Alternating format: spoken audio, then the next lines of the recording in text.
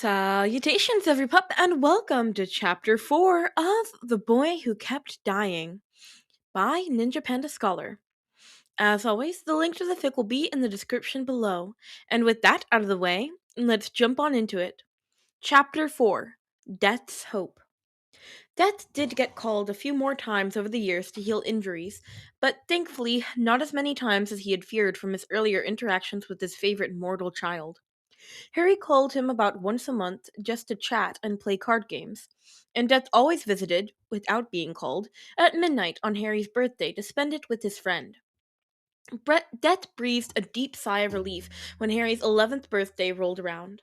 He would be going to Hogwarts, and he would be safe for most of the year away from his horrible excuses of humans that had killed his favorite human twice now. It was a little irritating that Death couldn't visit with his Harry at midnight on his birthday like he was accustomed to because of the half-giant, Hagrid, showed up then. But Death was thankfully able to visit him the next night. "This! I'm a wizard and going to school to learn magic!" Harry exclaimed when Death appeared in a dark cloud as usual in Harry's small bedroom. Death laughed as he sat on Harry's small, uncomfortable bed and leaned in for a quick hug from the one person who allowed him that. This was so much better than visiting him in the cramped cupboard, Death noted. He had to shrink himself down in order to fit in there with Harry. "You'll love Hogwarts," Death smiled. "It is a place where you can make friends and learn so much. I hear the house elves make wonderful desserts as well." "You knew?"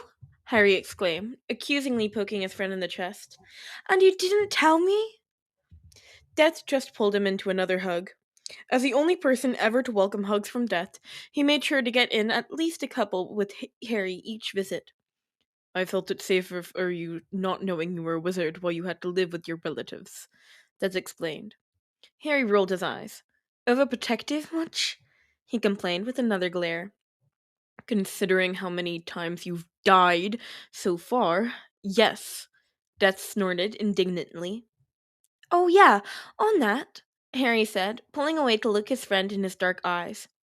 "They all call me the boy who lived. Isn't that funny? I almost laughed when Hagrid explained it. If anything, I should be the boy who just keeps on dying, but who Death keeps sending back." "That name would be too long," Death laughed dryly. "I didn't know what to say to Hagrid, so I just didn't say anything," Harry explained. "What should I say? Should I say anything?" Death thought for a minute. "I don't think you should tell people about us," he decided. "I don't think anyone would understand. Frankly, I don't understand myself." Harry laughed. "Well, my relatives do call me a freak." "Harry," Death chided with a dark glower, "what have I told you about that name?" I know," Harry said in a well-rehearsed tone. "I'm not a freak, and you never want to hear that word again. You have to admit that I'm a little strange, though. You've said yourself that being friends with Death is not something that happens. I'm your only friend, as you are mine. Something is strange about that." "You'll make many more friends when you get to Hogwarts." Death smiled at him, congratulating himself on keeping the jealousy out of his tone, even though he definitely felt it. "You'll live and be happy and forget all about hanging with the little old Death." Harry laughed. "You need to heed your own advice, mate," Harry said, pulling Death back into a hug. "You know, I'll never forget you, and you'll always be my first and best friend," Harry assured him. "Stop with all this self-deprecating crap."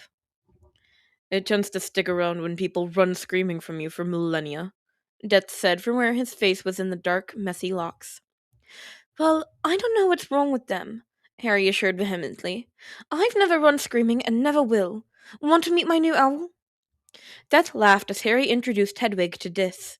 The owl seemed a little uncomfortable for a couple minutes until Harry explained that Dis was his friend, and then she seemed to settle down, accepting Death as a member of the family.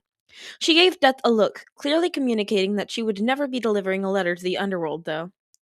Death was so happy at how excited Harry was for Hogwarts. Death just knew his favorite human would finally be safe now. Harry agreed to not tell anyone of their friendship, and Death agreed to visit him occasionally at Hogwarts. It seemed things were finally looking up for his young friend. When the Hogwarts Express pulled out from the real King's Cross station, Death appeared briefly at the end of the platform and waved to his young friend as Harry smiled and waved back from the retreating window. Now he could trust his friend to stay safe and out of trouble. And that's a wrap on chapter 4. I hope you guys enjoyed, and please go show the original author, Ninja Panda Scholar, some love. Please leave me a comment. I love reading comments. They make me so happy.